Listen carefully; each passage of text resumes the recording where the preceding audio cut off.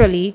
So about 2 days now, we've had a national conference that has brought, all stakeholders across the country together in the central region to think about national policies of this country and how far we can move this country forward. Now, there is a proposal that came up, as one of the communiques. There's a proposal that came up as one of the communiques in the conference that just ended, and that has to do with a moral council that we're expecting to set up, that will check the moral fabric of this country.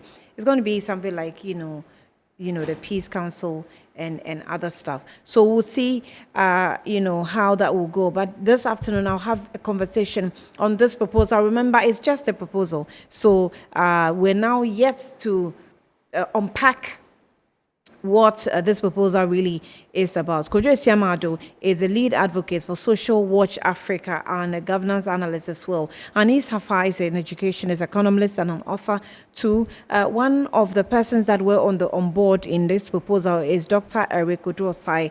He's the Director General, Internal Audit Agency. We'll see getting him also on this conversation, and let's see how far that will go. Because when we talk about morality, sometimes it's really difficult where to draw the line, what morals really is, or what morals are, what we deem as moral, and what we can apply in terms of making sure that we have responsible citizens. So we'll be back to have this conversation rolled out. My name is Ania Fompo. I'll be back shortly.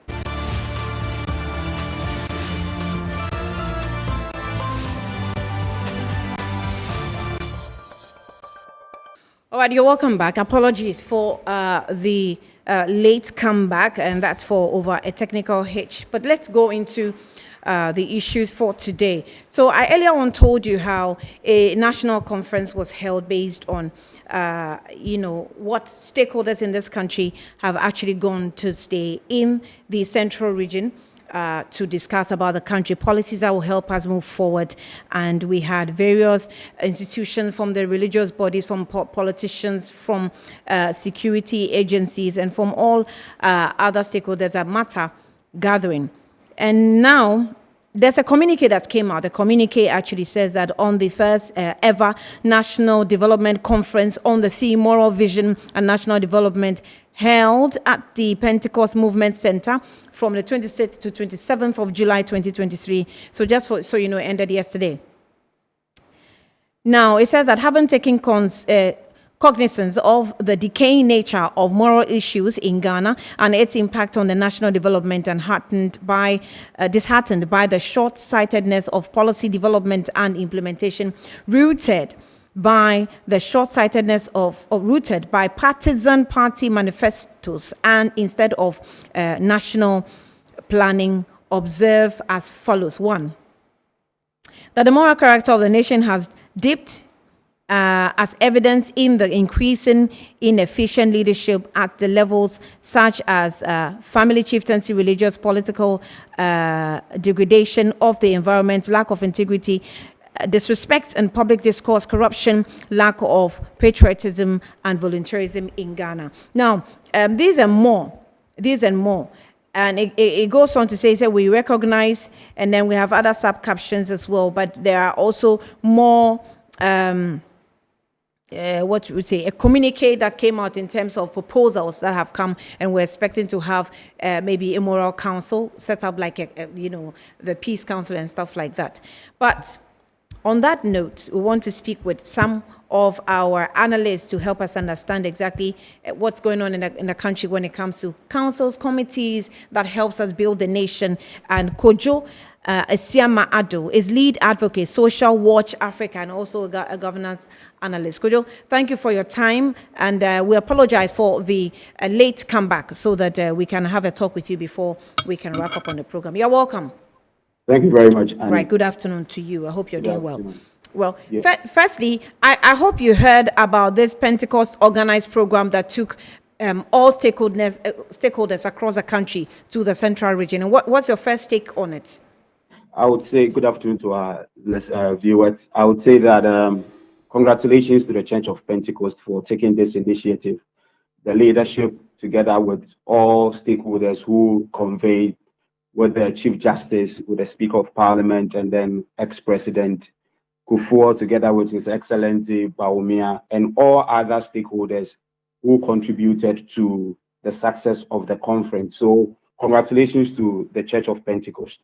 However, Annie, when you look at the pivot and then also the objective of the conference that was convened, you will realize that it still goes back to the church as to the roles and responsibilities of the church being an embodiment of the society that we find ourselves in. Because when you talk about the socialization of any individual, it begins from the home, then to the church, to the school.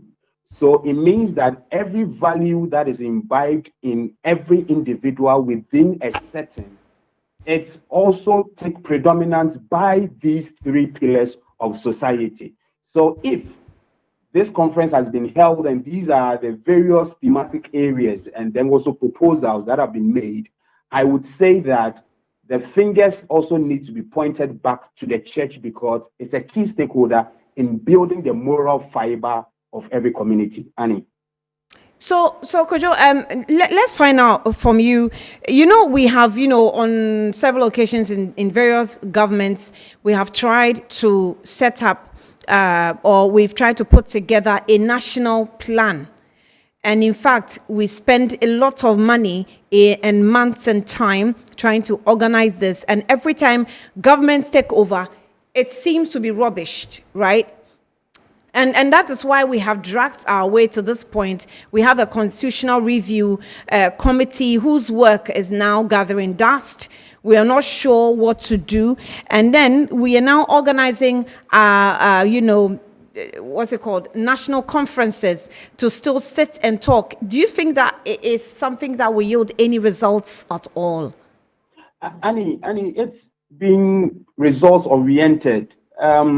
We will give it time. However, I believe that all the aforementioned are indicative of the fact that we are still finding a way to situate our development plan, what we need, the sort of human capital that we need, the structure and administrative systems we are supposed to put in place, the collaborations and partnerships that we are supposed to build on the African continent and by extension, the global market, and then also the leadership drive that is supposed to be embedded within every fiber of society.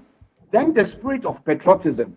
So all these conversations that are being galvanized are geared towards a single purpose-driven goal, an agenda that is supposed to accelerate our development plan. You made mention of committees and then also reviews and other things like that. It is good that we have such conversations as a nation to be able to promote and advocate for some of these things to take place. However, what we lack, and we have lacked all these years, Annie, it's the political will to be able to see it through to its implementation. Apart from the political will, we also lack the sort of human resource that is needed to be able to take the document and run with the document. I ask you, what has become of the NDPC National Development 40-year development plan that was supported by the World Bank? I mean, researchers were put across the 10 regions then of Ghana, looking at the local economic transformation drive from agriculture to education to health to robust transportation system and urbanization. These documents are sitting down there gathering dust, and then on the hindsight, NDPC goes around each and every day organizing conferences, roundtable discussions, but the plan is there. The objectives are laid out. The implementation roadmap have been clearly defined. You asked, why have we not been able to do this?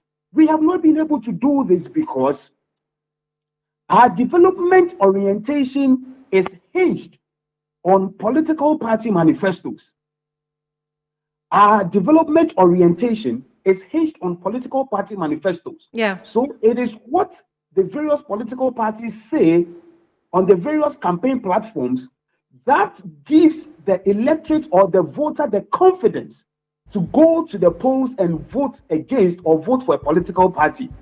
However, if we are supposed to legislate an act of parliament that will compel all political parties to take the NDPC's plan and to give us a clear roadmap, here I mean the sort of human capital that you will assemble, the timelines that you are going to use, and the strategies that you are going to use to be able to let us arrive at a development pillar, say education, say health and agriculture.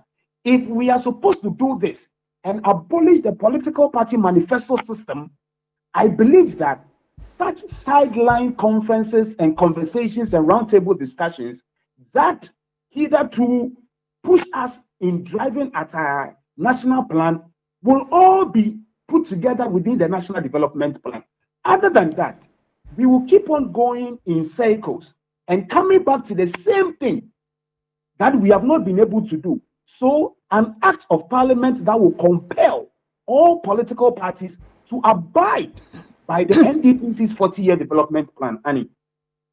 You know, Kojo, one thing that was quite significant when it comes to this conference was that there was a day, I would say about 2 days ago, where Parliament actually called off sitting because they had to be at this conference.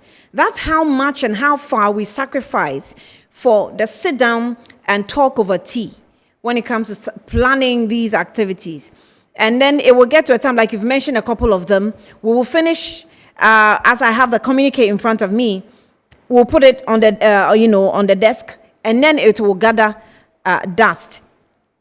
Before I even ask you of the proposal that has also brought up some controversy, how should the people, as in the nation, demand for us to get quality results from all this time wasting and money spending on conferences and committees of this nature? Annie, thank you. I will give you a case in point with Singapore. Singapore has adopted a development model where every conference, stakeholder engagement, community engagement, and then roundtable discussions of expert and key developmental stakeholders take place. There are representatives from state institutions, ministries, and departments who are present to take down notes from all these experts. They go back to their various ministries, liaise with the parliament, and then enact bylaws through the local government system. So if Church of Pentecost has led this beautiful conference together, I am asking, Annie, how many state-owned agencies, departments, ministries, representatives were there to take notes? How many local governments, i.e. metropolitan, municipal, district, assembly representatives were there to be able to take a chunk or a piece of the cake, go back to their various districts, and then try to implement one or two of these suggestions that came up? None of it. Singapore has made it so flexible that regardless of the timeline, because we are moving with the exigency of time, the world is moving at a fast pace that if you are not able to change certain regimental laws and regulations that will push you forward, it means that you are sticking to the old ways of doing things. So what they have done is that when they take ideas from these roundtable discussions, they run with it, they implement them, because these are coming from experts who are on the field. These are coming from professionals who are practicing.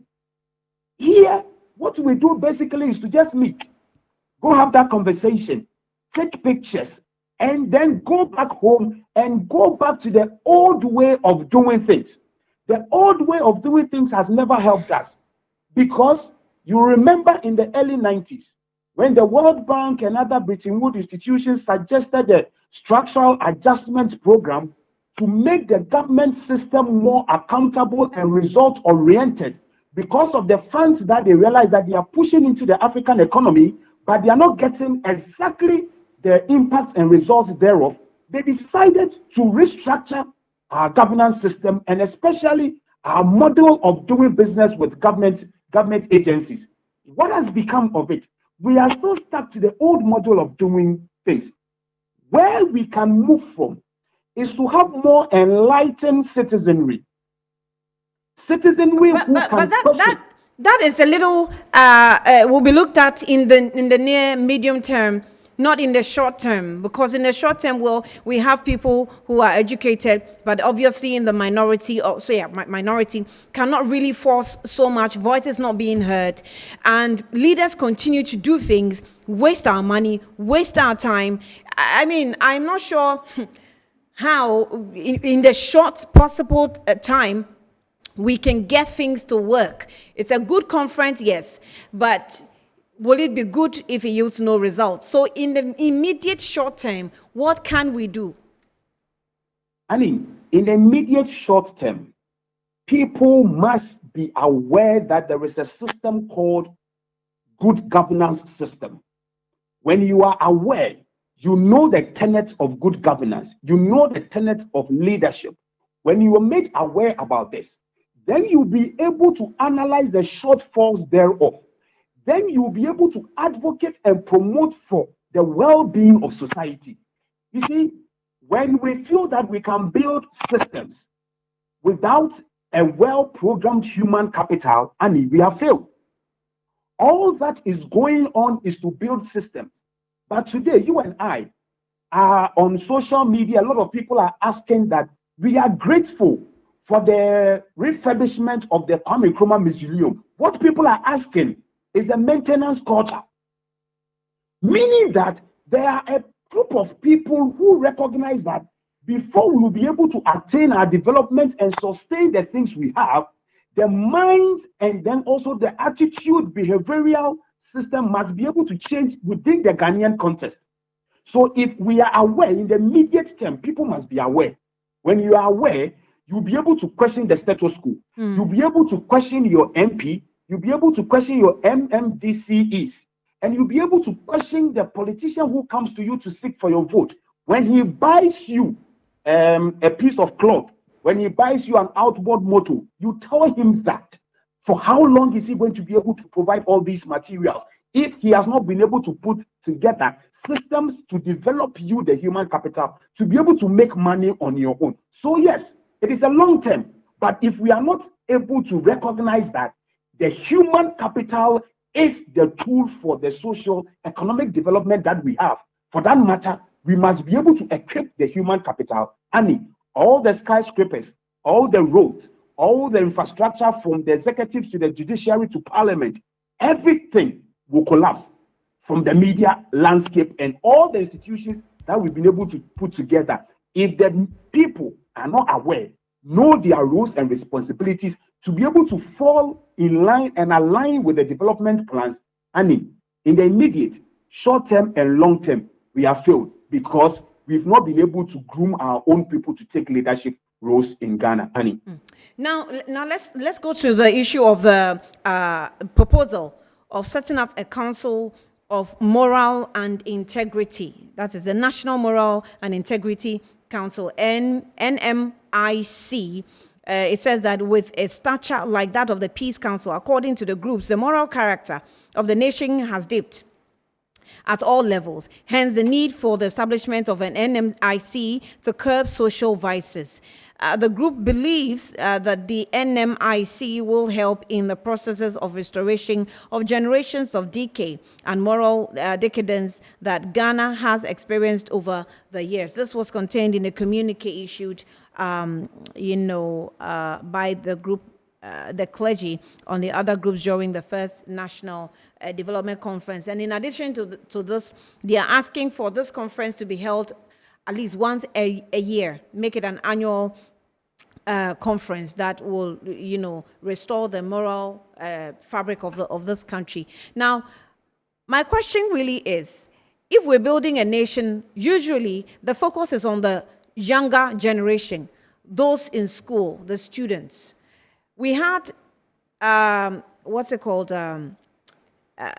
Is it this moral education in school? That's what we're studying. Religious and moral Religious education. and moral education. Thank you. And then all of a sudden, that subject was taken out of our syllabus. And now we want to introduce something we call Moral and Integrity Council, a National Moral and Integrity Council.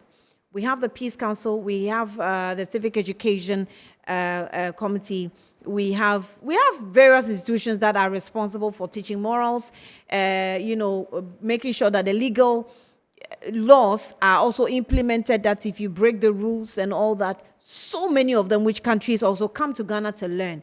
What exactly is Ghana up to? Annie, thank you. I will take you to the triangle that built our moral fiber and our moral being in Ghana here. 1, Christianity. 2, Islam. And then 3, our traditional system. This is a triangle that we have been pre-colonial, post-colonial eras. We've been able to stick to it. And people who believe in the values, the doctrines of the Christian religion have certain values that are being taught to them. People who believe in Islam know very well that there are certain principles and fundamental laws that you can never go against. And within our traditional settings, before we were introduced to all the aforementioned two, we were still existing as a people, decency and decent in our various communities. Now, when the church begins to push this agenda of having moral standards still instilled in us, I was expecting the leadership of this conference, i.e. the Church of Pentecost, to come and give us a baseline report across the 16 regions of Ghana, identifying the various reasons why, to them, they think that the moral standards of our citizens have dwindled. Over how many years now? What are the factors that affected it? What are the effects, the consequential effects on the individual, on the community, and then the nation at large? I don't know, but probably they might have a baseline report that informed them. But if they were doing the general survey about looking at what is going on television within our communities, how things are going, I think we don't have any empirical evidence to situate it here. The next conversation has to do, and as I said, and you know what you know because of what your mom and your dad taught you whilst you were growing up. Then you moved out of the home to the various schools. So you see that there is a curriculum that shaped you. Though you were not just passing through this curriculum to be able to pass your exams, but it was shaping your being. And Nona, I mean, in our local parlance, we call it, it depends on the teachings and the guidance that you have been given. Then we move to our churches. And I was part of a research recently about social conduct and behavioral patterns in Ghana here. Right. Annie, I am confident to say that the church has taken dominance about shaping our moral fiber in our society now. According to the communique, it says that 90% of people in Ghana, according to the report, the communique, are Christians. However, when we talk about ills in societies, when we talk about corrupt acts, when we talk about corrupt officials, they change clothes, they are politicians. Tomorrow, they are elders in the church. We talk about private business people, we celebrate them in society. Do we question how they come by their wealth? Do we question the standards with which they live by? Or because we have become a society that celebrates wealth? Until recently, for a young guy to be able to even purchase a car, it wasn't an easy thing. But these days, people are using all methods, all forms of anything to be able to acquire wealth because society will celebrate them. Society will salute them. Society will give them the opportunity to come and lead them as politicians.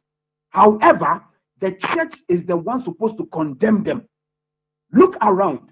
Look at 31st night, watch night services, crusades and revivals.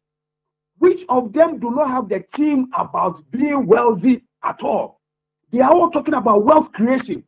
And immediately you put wealth creation, you are lowering the standard because people do not go through the treadmill, the lay down procedure to be able to get to the apex that they are supposed to get to. People are cutting corners. So, Annie, in simple and short, I am going back to the Church of Pentecost, that together with their key stakeholders, community-based organizations, NGOs, civil society organizations, they are the ones who are housing all of us every Sunday.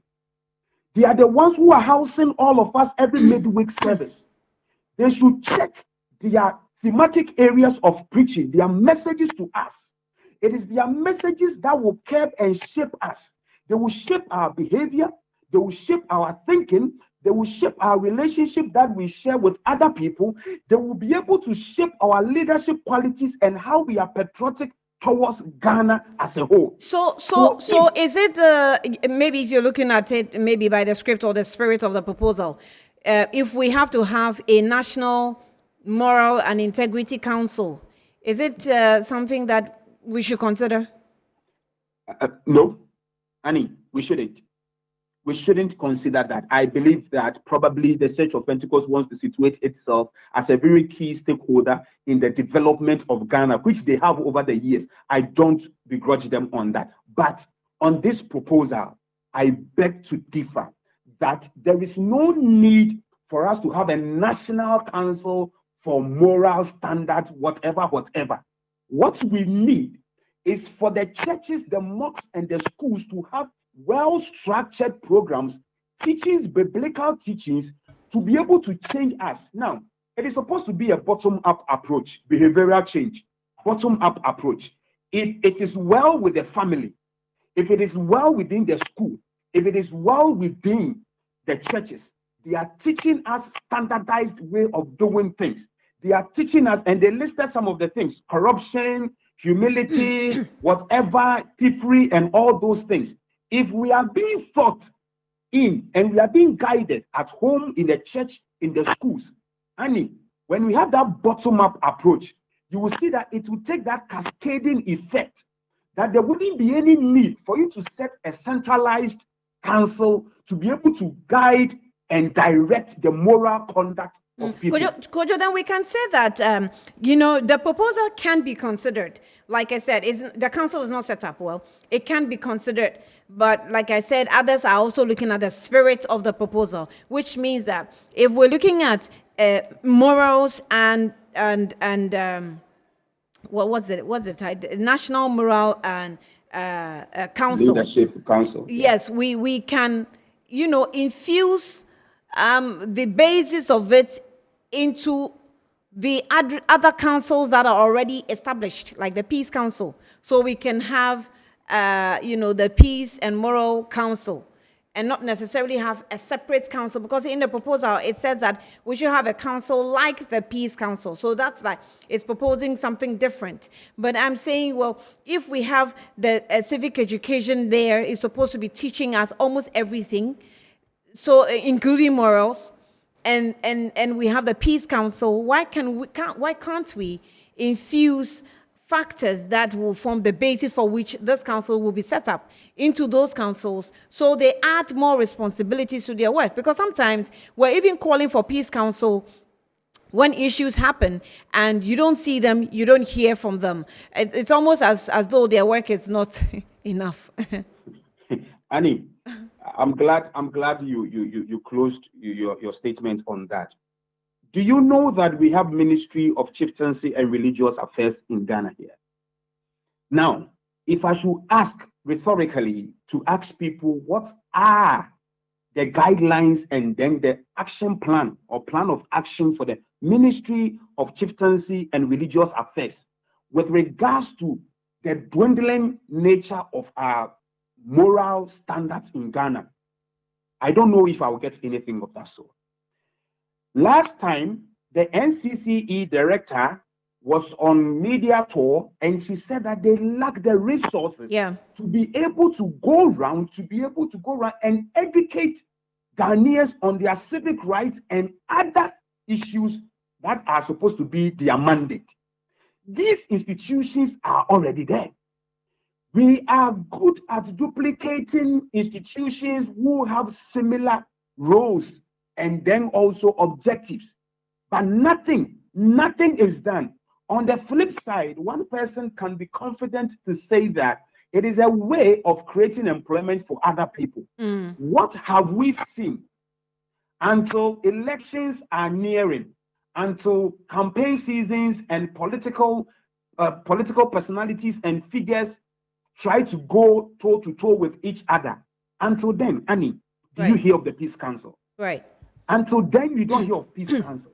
So it means that we already have institutions established.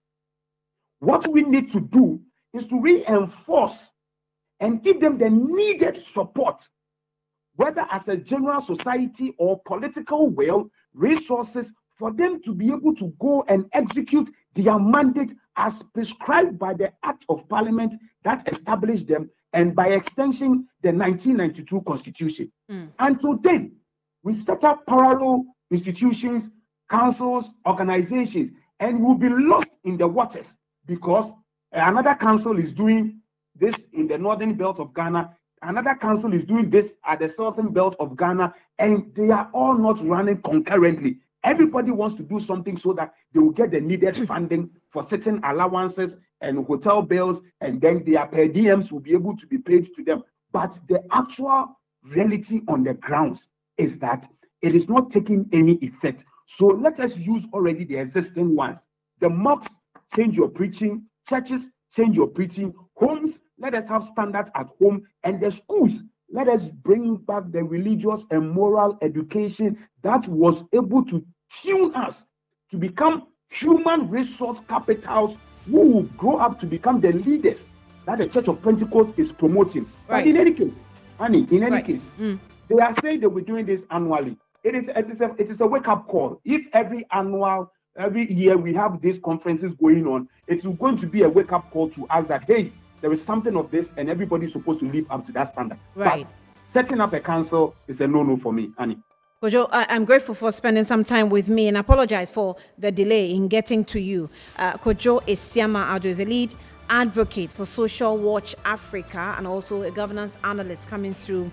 We're not able to speak with Anis Hafa as we earlier on indicated, but it's just a new proposal that's just come out from the just ended conference that happened with the Pentecost Church of Pentecost and all the stakeholders, including former president, the current president, parliament, every stakeholder that matters was at that conference, and they've come up with a proposal. So we're now going to delve into it and see if everybody can join in this discussion, and we'll see if the nation should adopt or reject. My name is Ania Fompo. This has been Good Afternoon Ghana. Thanks for staying with us, and we wish you well over the weekend.